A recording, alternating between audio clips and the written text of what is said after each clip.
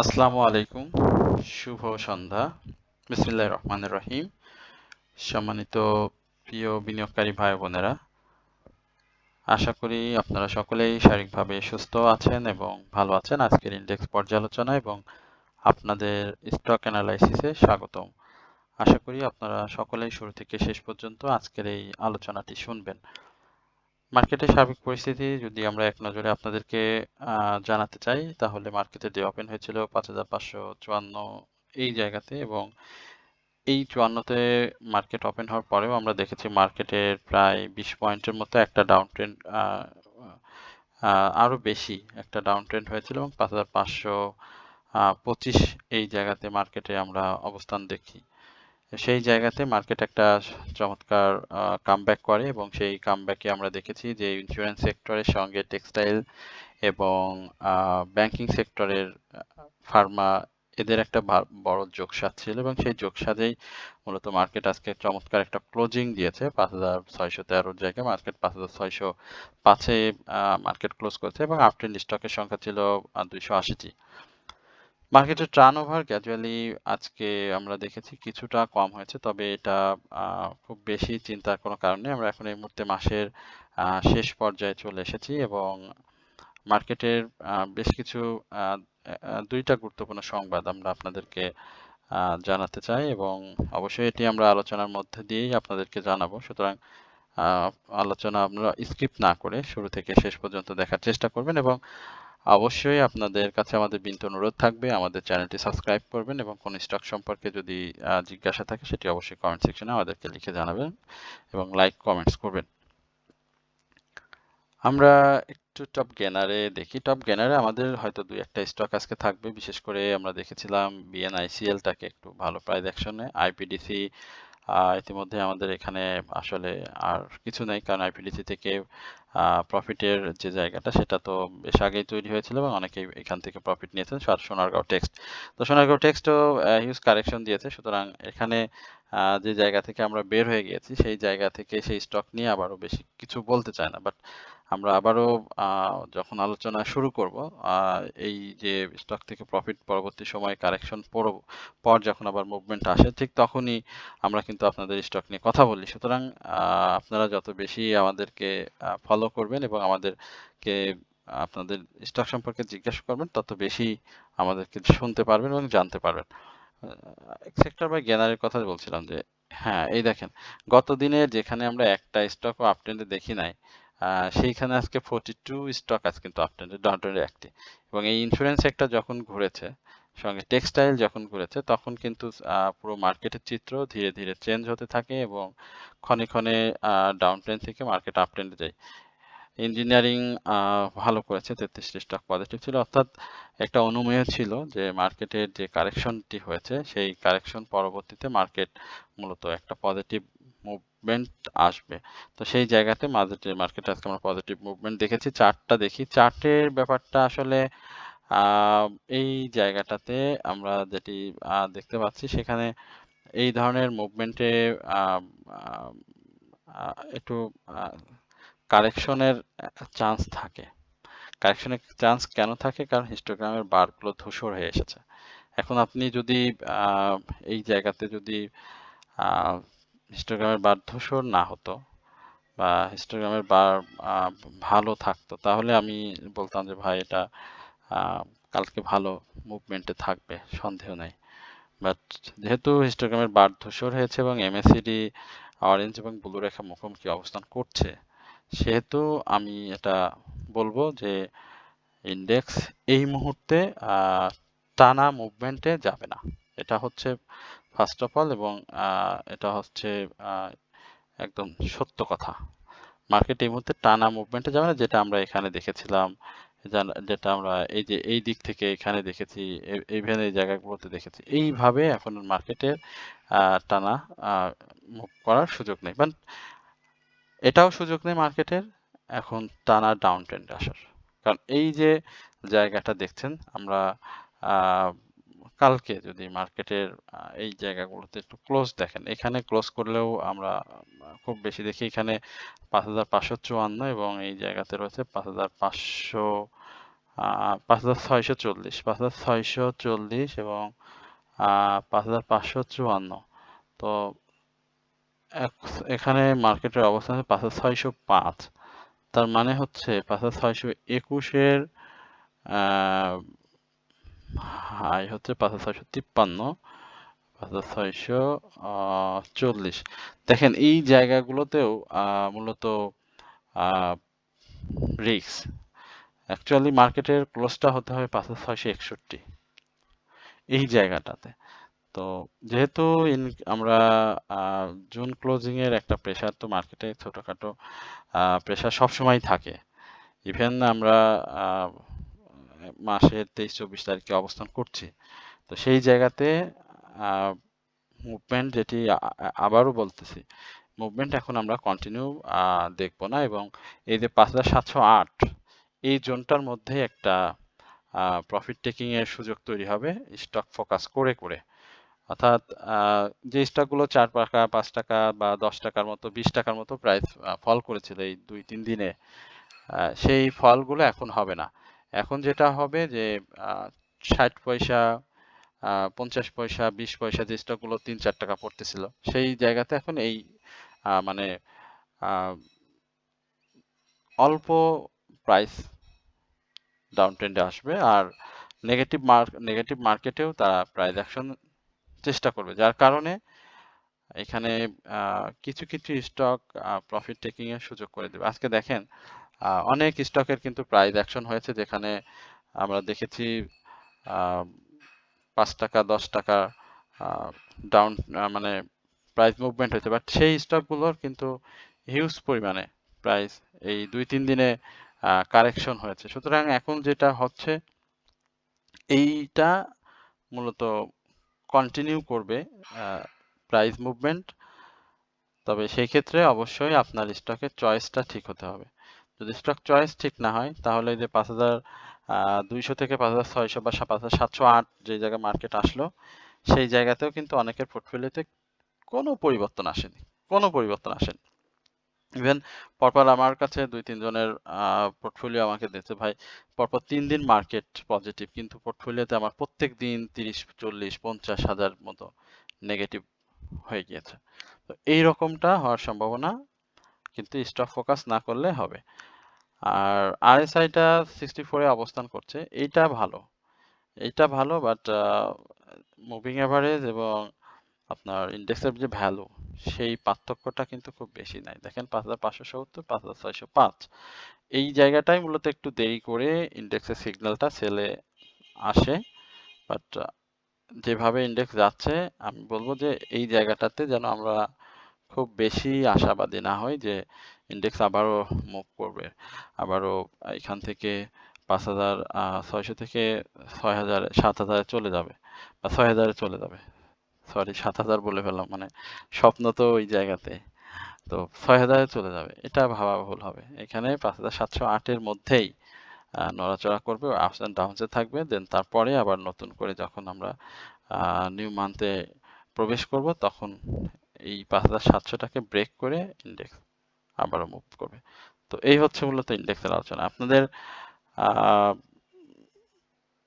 BD Thai food নিয়ে অনেকের জিজ্ঞাসা রয়েছে, আমরা একটু বিডি থাইফুড নিয়ে একটু কথা বলবো খুব সংক্ষেপে।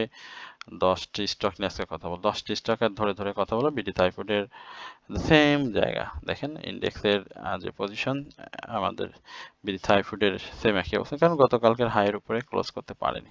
স্বাভাবিকভাবেই এখানে একটা দুর্বল নিম্নমুখী প্রবণতা আছে, খুব দুর্বল নিম্নমুখী প্রবণতা, এবং এই জায়গাটাতে 28 টাকা 50 পয়সা 28 টাকা 50 পয়সার এই পর্যন্ত আমরা এই 2640 থেকে এই 28 টাকা 50 পয়সা পর্যন্ত একটা correction zone, sorry price movement দেখবো।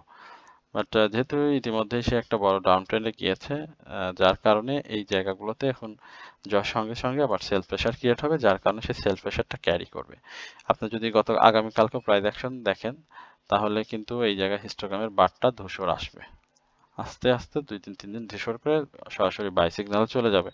বাট যদি ইন্ডেক্স আবার নেগেটিভ ধরে থাকে বা নেগেটিভ হয়ে যায় তাহলে কিন্তু এই জায়গাটাতে আপনার বিডি থাই আবারও ডাউন ট্রেন্ডে আসবে। বাট বিডি থাইয়ের সার্বিক যে চিত্র আমরা যেটা লক্ষ্য করছি সেই জায়গাটাতে বিডি থাই মূলত ভলিউম ক্যারি করছে, কারেকশন দিয়ে দিয়ে প্রাইস অ্যাকশন করছে এবং এটাই হচ্ছে মূলত শক্তির জায়গা বিডি থাইয়ের, যার কারণে সে যখন এক একটি রেজিস্ট্যান্ট ব্রেকআউট করবে তখন কিন্তু সে আহ, মানে ভয়ঙ্কর ভাবে প্রাইস অ্যাকশন শুরু করে দিবে।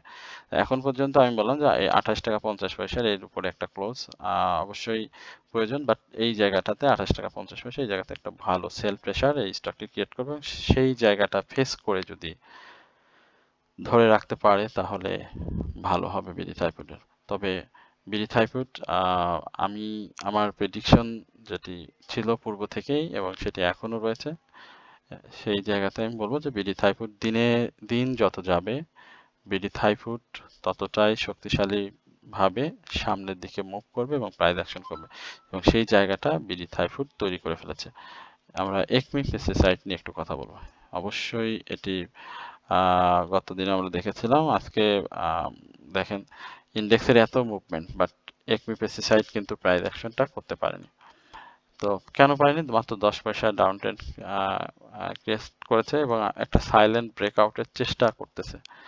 সাইলেন্ট ব্রেকআউট করবে এই জায়গাটা সে চেষ্টা করছে এবং সেই জায়গাটা কত? সেই জায়গাটা হচ্ছে 24 টাকা 50 পয়সার উপরে এবং সেই জায়গাটাতে ব্রেক করতে পারলে আমি এই একমি পেস্টিসাইডকে আবারও নতুন করে বিনিয়োগকারীদের বলবো যে অন্য স্টক সুইচ করা থেকে একমি পেস্টিসাইডে পড়ে থাকেন, এটি আপনাকে নিশ্চিত প্রফিটের যে জায়গাটা সেই জায়গাটাতে বারবার নিয়ে যাবে এবং আপনি বাই সেল করে এখানে একাধিকবার প্রফিট নিতে পারবেন। বাট আপনি যদি ভয় পেয়ে থাকেন বা ভয় পেয়ে সেল করে দেন তাহলে সেটা ভিন্ন কথা। আপনি দেখেন এই যে বড় ডাউন ট্রেন্ড গুলো হয়েছে, এই যে মুভমেন্ট গুলো হয়েছে, এই যে ডাউন ট্রেন্ড, এই যে down trend movement, down trend down trend movement, down trend movement, down trend, এই যে মুভমেন্ট, এখানে এসে দেখেন 23 টাকা, এইখানে এসে তার হচ্ছে 26 টাকা 60 পয়সা প্রফিট দিয়েছে, সাইডে মুভমেন্ট দিয়ে ডাউন ট্রেন্ড ক্রিয়েট করছে, এখন আবার সে মুভ করবে এবং 24 টাকা 50 পয়সার উপরে যাওয়ার সঙ্গে সঙ্গে এই স্টকটি কিন্তু আরো ভালো করবে। আশা করছি যে সে 24 টাকা 50 পয়সার উপরে ক্লোজ দিতে পারলে 26 টাকা থেকে 27 টাকা 80 পয়সা যে হাইটি রয়েছে সেই জায়গাগুলোতে টাচ করার চেষ্টা করবে। মনস্পুল নিয়ে একটু কথা বলতে চাই। মনস্পুল নিয়ে অনেকে জিজ্ঞাসা করেছেন। ওকে, ডান, মনস্পুল ডান। মনস্পুলের কালকে 114 টাকার উপরে ক্লোজ করতে পারলে মনস্পুল 120। আর কোথাও বলার প্রয়োজন নেই। 115 এই জায়গাতে একটা ক্লোজ করেন, যদি করতে পারে তাহলে হয়ে যাবে, মনস্পুলের মুভমেন্টটা হয়ে যাবে। এই যে অনেক দিন ধরে একই জায়গায় ছিল। হ্যাঁ, একটু দেখেন এইগুলো কত ছিল, 87, হ্যাঁ 80 কত, 84 ক্লোজ ছিল ডাউন ট্রেন্ড। এইখানে আপনি পাচ্ছেন মার্চে, এপ্রিল মে জুন, এখানে যদি আপনি একবার সেল করেন তাহলে আপনি এখানে পাচ্ছেন 108। কত টাকা গ্যাপ হয়ে গেল দেখেন, কয়দিনে, 85 থেকে এদিকে 15 আর এদিকে 8, 23 টাকা। এই জায়গায় আবার ধরে রাখেন, আবার এখানে আসে বা এইখান থেকে যদি আপনি এই জায়গাতে চিন্তা করেন, হ্যাঁ এই জায়গাগুলোতে চিন্তা করেন, 117, এদিকেই 17 টাকা আর এইদিকে 15 টাকা, তাহলে 30-32 টাকার একটা মানে প্রফিট মার্চ থেকে জুন, জুনের কত 10 জুন এবং এখানে মার্চের প্রথম সপ্তাহে ধরেন মার্চ মার্চ ধরেন, তাহলে এপ্রিল মে জুন 3 মাস, 3 মাসের মধ্যে 30 টাকা, প্রত্যেক মাসে 10 টাকা করে গ্যাপ দিয়ে দিয়ে প্রাইস অ্যাকশন করছে। আসলে চিন্তাগুলো এভাবেই করতে হয়, তাহলে আপনি আপনার শান্তির জায়গাটা মনের মধ্যে তৈরি করতে পারবেন এবং এইগুলো করলে আপনি প্রফিটে থাকবেন। আর যদি স্টক সুইচ করেন, অস্থির হয়ে যান, তাহলে কিন্তু প্রতিদিন অ্যাডজাস্ট করেন, আজকে কমেছে ভাই আজকে অ্যাডজাস্ট করতে হবে, আমার কিছু থাকবে না, আজকে 2 টাকা কমেছে অ্যাডজাস্ট করলাম, কালকে 1 টাকা কমলো অ্যাডজাস্ট করলাম, এই অ্যাডজাস্ট কিন্তু অ্যাডজাস্ট না, অ্যাডজাস্ট সাপোর্টই করতে হয়। যদি সেভাবে করতে না পারেন তাহলে অ্যাডজাস্ট করে আপনার কোনো লাভ হবে না। আশা করি আপনারা এই বিষয়গুলো একটু বিচক্ষণতার সহিত দেখবেন, তাহলে আপনার পোর্টফোলিও ভালো জায়গায় যেতে একটা সময় বাধ্য। আমরা আনোয়ার নিয়ে একটু কথা বলতে চাই। আনোয়ার ফেরার একটা চান্স তৈরি করেছে এবং আগামীকালকে একটা উত্থানের চেষ্টা করবে। এইখানে আমরা একটা ক্লোজ দেখতে চাই 118 টাকার উপরে। আশা করি সেই জায়গাটা যদি ক্লোজ করতে পারে তাহলে আনোয়ার ভালো করবে, বাট আনোয়ার কিন্তু সেলে রয়েছে, যার কারণে এই জায়গাতে মানে এই যে 111 এই জায়গাটা একটা সাপোর্ট জোন কিন্তু সে তৈরি করেছে এবং এই সাপোর্ট জোনে থেকেই মূলত সে মুভমেন্টের চেষ্টা করছে, অর্থাৎ এই যে 118 এই 118তে যাবে আবারও ডাউনে চলে আসবে। ডাউনে এসে কোথায় যাবে? এই যে সাপোর্ট 111, অর্থাৎ এই 7-8 টাকার যে মুভমেন্ট, এই মুভমেন্ট করে করেই সে এই সেল সিগন্যালটাকে পার করার চেষ্টা করবে, দেন তারপরে মুভমেন্টে ফিরে গিয়ে তখন এই যে 127 এই জায়গাটাতে ব্রেক করার চেষ্টা করবে। মীর আক্তার নিয়ে একটু কথা বলতে চাই। মীর আক্তার নিয়ে জানতে চেয়েছেন। আমরা মীর আক্তারের মীর আক্তার। মীর আক্তারের এখানে ক্যান্ডেলটা ভালো আসেনি। বাট এই জায়গাগুলোতে যদি হাইয়ের উপরে ক্লোজ করতে পারতো খুব ভালো হতো। বাট অনেক ডাউনে ছিল আজকে মীর আক্তার কিন্তু, হ্যাঁ? 40 টাকা 50 পয়সা, প্রায় 1 টাকা উপরে এসে কিন্তু ক্লোজ করেছে এবং এই ধরনের ক্যান্ডেলগুলোতে আ পরের দিন একটা সবুজ করার চেষ্টা করে, বাট পরে কিন্তু আবারও ডাউন ট্রেন্ডে চলে যায়। বাট হিস্টোগ্রাম বারগুলো ধূসর হয়ে আসছে। সেল সিগন্যাল সর্বোপরি তো রয়েছেই। এখানগুলোতে এই জায়গাগুলোতে মূলত সাপোর্টে বাই করা যাবে, সমস্যা হবে না। এখান থেকেই স্টকটি ঘুরে যাবে 44 এই জায়গাটাতে আমরা স্টকটিকে নেক্সটে পেয়ে যাব। তো যাদের আছে হোল্ড করার চেষ্টা করেন। কাশেম ইন্ডাস্ট্রিজ আমাদের সবার খুব প্রিয় একটি স্টক এবং এই স্টক নিয়ে আমরা একাধিকবার কথা বলেছি এবং আমাদের যারা বাই করেছেন তাদের বলতে চাই কাশেমের 46 এর উপরে একটা ক্লোজ খুব শীঘ্রই আমরা দেখতে পাবো এবং এই ক্লোজটা হলে আশা করি যে কাশেম ইন্ডাস্ট্রি আরো তার প্রাইস অ্যাকশন একটা নতুন মাত্রা যোগ করবে। তো সেই পর্যন্ত অবশ্যই আপনাদেরকে একটা ধৈর্যর জায়গা তৈরি করতে হবে। যদি ধৈর্যের জায়গাটা তৈরি করতে না পারেন তাহলে হবে না, বাট কাশেম ভালো করবে, এটা হচ্ছে কথা। এরপরে আহ আমাদের পিটিএল নিয়ে কথা বলতেই হবে। পিটিএল নিয়ে গতকালকেও বলছিলাম, পিটিএল চেষ্টা করছে, উপরে এসে মোটামুটি ভালো ভালো ক্লোজ দিছে পিটিএল। 60 62-20 ছিল, ও আরেকটু আরেকটু পরে 62-50-এ আজকে হাই করেছিল।